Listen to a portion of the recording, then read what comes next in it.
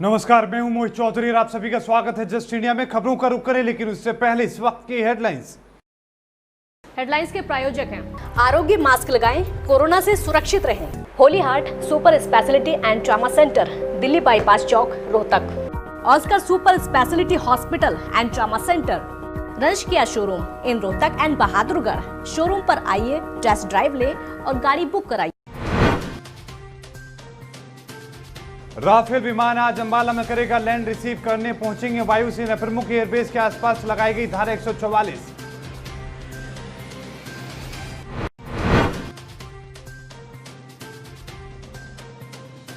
प्रधानमंत्री मोदी की अगुवाई में कैबिनेट की बैठक आज। 34 साल बाद नई शिक्षा नीति को मिलेगी मंजूरी।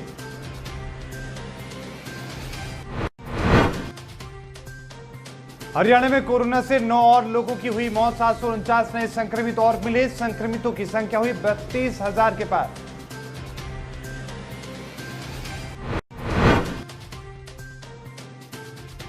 और मुख्यमंत्री मनोहर लाल की अगुवाई में सिंचाई विभाग की समीक्षा बैठक में 3,251 करोड़ की परियोजना हुई तैयार।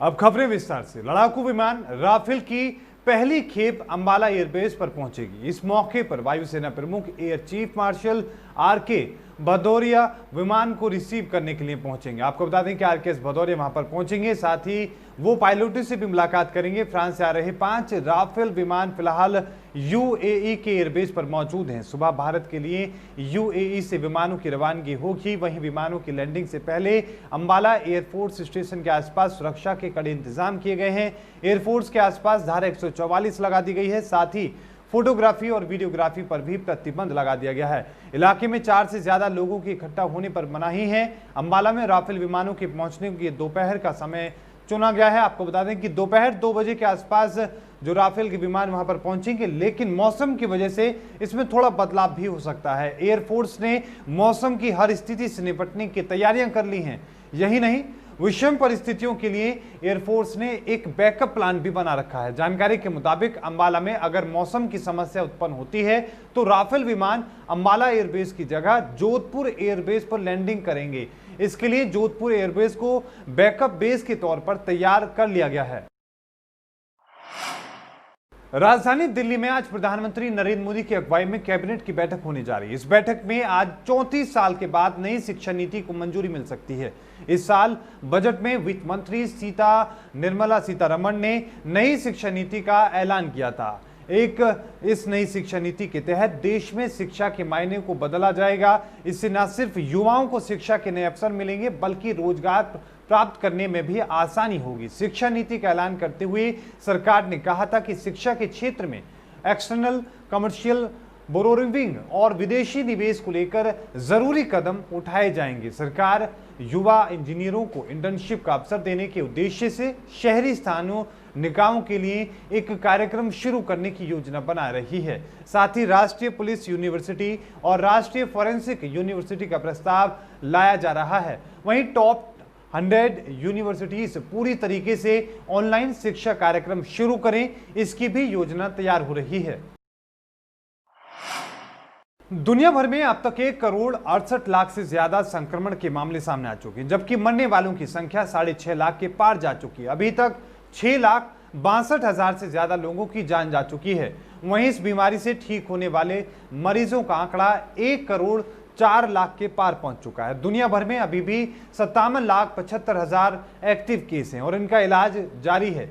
अमेरिका, भारत, ब्राजील जैसे देशों में कोरोना मामलों की संख्या सबसे ज्यादा तेजी से बढ़ रही है। दुनिया भर में पिछले 24 घंटे में दुनिया के 2,47,000 नए मामले सामने आए हैं, जबकि 5,557 लोगों की मौत हो चुकी है। अमेरिका अभी भी कोरोना से सबसे ज्यादा प्रभावित देशों की सूची में सबसे ऊपर है।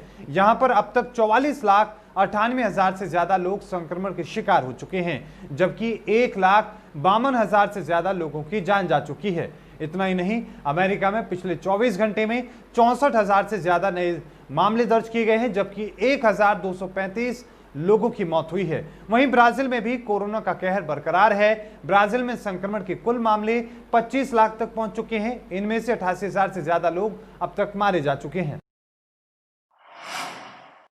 हरियाणा में कोरोना संक्रमण से मरने वालों मरीजों की संख्या बढ़ती जा रही है और 9 और मरीजों की मौत के बाद अब हरियाणा में मरने वालों का आंकड़ा 406 पहुंच चुका है। गुरुग्राम में 1, फरीदाबाद में 4, अंबाला में 2, झज्जर और पंचकुला में एक मरीज की मौत हुई है, जबकि प्रदेश में 749 संक्रमण के नए मामले दर्ज किए गए हैं, जिसके बाद कुल संक्रमित मरीजों का आंकड़ा 32,876 हो चुका है। प्रदेश में संक्रमण की दर 5.82% है, जबकि संक्रमण से रिकवरी रेट 78.35% पहुंच चुकी है। 5,699 संदिग्ध मरीजों के सैंपल रिपोर्ट आने का भी इंतजार है, जबकि 144 मरीजों की हालत बेहद गंभीर है। नए संक्रमित मरीजों में गुरुग्राम में 101, फरीदाबाद में 186, सोनीपत में 23, रोहतक में 41, भिवानी में 3, रेवाड़ी में 59, करनाल में 31, अंबाला में 38, झज्जर में 10, पलवल में 38, महेंद्रगढ़ में 9, हिसार में 27, पानीपत में 42, नूह में 4, कुरुक्षेत्र में 28, सिरसा में 15, जींद में 17, फतेहाबाद में 17, पंचकुला में 14, यमुनानगर में 38 और कैथल में 8 संक्रमित मामले सामने आए हैं। हरियाणा के सिंचाई एवं जल संसाधन विभाग ने पश्चिमी यमुना नहर कैरियर सिस्टम यानी कि सिरसा शाखा, हांसी शाखा, जेएलएन फीडर, भालौट शाखा, दिल्ली शाखा और गुरुग्राम जल आपूर्ति चैनल के मेन ऑफ टैक्स का पुनरुद्धार करने के लिए 3,251 करोड़ रुपए की परियोजना तैयार की है। मुख्य वाहक प्रणाली और उसके मुख्य वाहक टैक्स के पुनरुद्धार के बाद मानसून अवधि के दौरान राज्य को लगभग 4,800 क्यूसेक अतिरिक्त पानी उपलब्ध होगा। ये जानकारी मुख्यमंत्री मनोहर लाल की अगुवाई में हुई सिंचाई एवं जल संसाधन विभाग की समीक्षा बैठक में दी गई है। उन्होंने इस परियोजना के निष्पादन के लिए विभाग को एक समयबद्ध कार्य योजना तैयार करने के निर्देश दिए हैं। आपको बता दें कि हरियाणा के मुख्यमंत्री मनोहर लाल की अगुवाई में चंडीगढ़ में सिंचाई एवं जल संसाधन विभाग की समीक्षा बैठक हुई और वहां पर ये कई बड़े महत्वपूर्ण फैसले वहां पर लिए गए हैं। हरियाणा के कृषि एवं किसान कल्याण मंत्री जयप्रकाश दलाल ने कहा कि मेरी फसल मेरा ब्यौरा पोर्टल के माध्यम से सरकार का मुख्य लक्ष्य किसानों की मदद करना है। कई बार किसानों की जानकारी के बिना कुछ व्यक्ति जमीन का गलत डाटा पोर्टल पर अपलोड कर गुमराह करने का काम करते हैं। ऐसे व्यक्तियों पर कड़ी नजर रखी जाएगी। इसके लिए सही गिरदावरी होना जरूरी है। इसके लिए पटवारी के साथ साथ नंबरदारों की जवाबदेही तय की जानी चाहिए। दलाल ने विभाग के अधिकारियों के साथ समीक्षा बैठक की और कहा कि मेरी फसल मेरा ब्यौरा पोर्टल मुख्यमंत्री मनोहर लाल की एक महत्वाकांक्षी योजना है। इसका मुख्य उद्देश्य पोर्टल पर दी गई जानकारी के अनुरूप पारदर्शी तरीके से खरीद प्रक्रिया करना है। उन्होंने अधिकारियों को निर्देश दिए हैं कि पोर्टल पर 31 अगस्त 2020 तक धान और बाजरे की बोई गई फसल के रकबे की जानकारी अवश्य दर्ज करवाएं। आईजी अंबाला वाई पूरन कुमार ने अपना चार्ज संभालने के बाद अपना एक्शन शुरू कर दिया है। वाई पूरन कुमार ने जिला यमुनानगर में पहली क्राइम मीटिंग ली है। इस मीटिंग में यमुनानगर के एसपी कमलदीप गोयल समेत सभी डीएसपी और सभी थानों के एसएचओ मौजूद रहे। मीडिया से बातचीत करते हुए आईजी अंबाला पूरन कुमार ने कहा कि अपराध बर्दाश्त नहीं होगा। पुलिस पब्लिक के साथ तालमेल से अपराध पर लगाम लगाएगी। साथ ही उन्होंने बताया कि 16 जुलाई से एक मुहिम चलाई गई है। 16 अगस्त तक भगौड़े, bail jumper, most wanted, NDPS और आर्म्स एक्ट के अपराधियों के खिलाफ कड़ी से कड़ी कार्रवाई की जाएगी। उन्होंने पिछले अपराधों पर भी रिव्यू किया है। उसके बाद दिशा निर्देश जारी किए हैं। अपराध को रोकने के लिए एक योजना बनाई गई है। इस योजना के तहत एसपी कमलदीप को कार्य करने के दिशा निर्देश जारी किए गए हैं। इसके अलावा जघन्य अपराधों की रिपोर्ट भी ली गई है। उन्होंने बताया कि यमुनानगर जिला शांत है, लोग भी सहयोगी हैं। यही वजह है कि पुलिस और पब्लिक दोनों के सहयोग से अपराध पर लगाम लगी है। उन्होंने बताया कि अवैध कट्टे और अवैध नशे के मामलों में सप्लायर तक जाने के निर्देश हैं। जहां पर कट्टे या अवैध नशा बिक रहा है उसे बंद तक करवाने के लिए पुलिस काम करेगी। आज मेरा पहला ब्यौरा था as IG Ambala range Yamunanagar जिले में। सारे पुलिस एसएचओज, डीएसपी साहिबान और एसपी साहब की मौजूदगी में इंटरेक्शन हुआ। हमने law and order crime situation का रिव्यू किया और आगे कैसे सिचुएशन को और इम्प्रूव करें उसके बारे में स्ट्रैटेजी बनाया। उसको फिर ड्यूरिंग ड्यू कोर्स इम्प्लीमेंट भी होगा। स्पेशल फोकस जो कैंपेन चल रहा है आज के डेट में 1 मंथ लॉन्ग स्पेशल कैंपेन, उसका भी हमने रिव्यू किया और उसको इम्प्रूव करने के लिए स्ट्रैटेजी बना।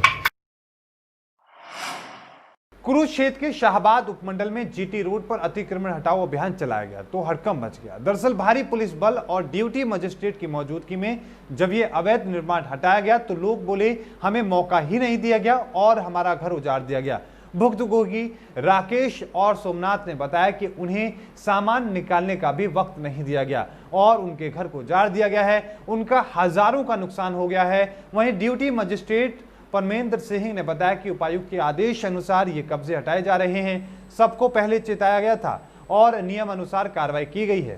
पहले इनको बताया गया था, बार बार अनाउंसमेंट की गई थी, इनको चेताया गया था, बार बार कहा था अपना सामान उठा लो, लेकिन उसके बावजूद इन्होंने सामान नहीं उठाया। तो यह कार्रवाई बिल्कुल बिल्कुल सरकार इसके बारे में नजायज कब्जा के बारे में सरकार बोल सकता है और यदि फिर ये गलती ऐसा करेंगे तो इनके खिलाफ मुकदमा भी दर्ज होगा और ये नजायज कब्जे भी उठवाए जाएंगे। तो क्या संदेश रहेगा आपका जनता से सर? जनता से संदेश यही है कि भी आप नजायज कब्जे ना करो, नियमानुसार अपना जहाँ भी उनका पड़ता है वहाँ बैठो। खबरों के प्रायोजक थे Pramod trading company, tiles, sanitary ware, Ghanipura, Jhajjar road, Rohtak. Asian colour coated स्पात limited. Be Fast Fit, India's fastest growing fitness chain, now at Rohtak D Park. Corona महामारी से लड़ने के लिए आरोग्य मास्क लाया है आपके लिए सबसे आधुनिक मास्क। इसके साथ ही आपको मिलेगी आधुनिक पीपीई किट, वो भी बहुत ही सस्ते रेट पर। contact@arogyamask.com पर जाएं और हमसे संपर्क करें या फिर www.arogyamask.com से जुड़े। इसके साथ ही आप हमें कॉल कर सकते हैं। हमारा पता है Anand international, plot number 181, sector 25, Panipat, Haryana. Holy Heart Super Speciality and Trauma Center. Modern healthcare facilities include cardiology and cardiothoracic surgeries, joint replacements, post-injury and trauma surgeries, orthopedic, laparoscopic and bariatric surgery, pulmonology, general medicine, gynecology, radiology, gastroenterology, nephrology. For more details, please contact Delhi Bypass Chowk, Vininagar, Rohtak. Our helpline 930-6722-176.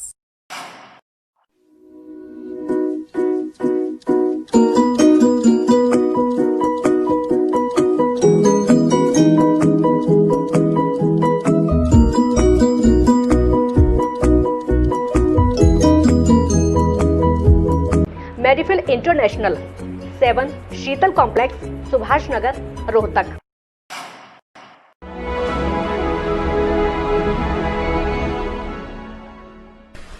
चाचा, आपने नया घर बनवाया है तो घर की छत पर कौन सी शीट लगवाई है?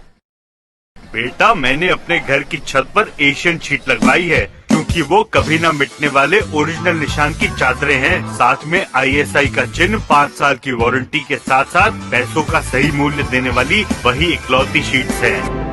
क्योंकि नाम नहीं, पहचान जरूरी है। और इस बुलेटिन में अभी के लिए इतना ही। देखते रहिए जस्ट इंडिया। मुझे दीजिए इजाजत। धन्यवाद।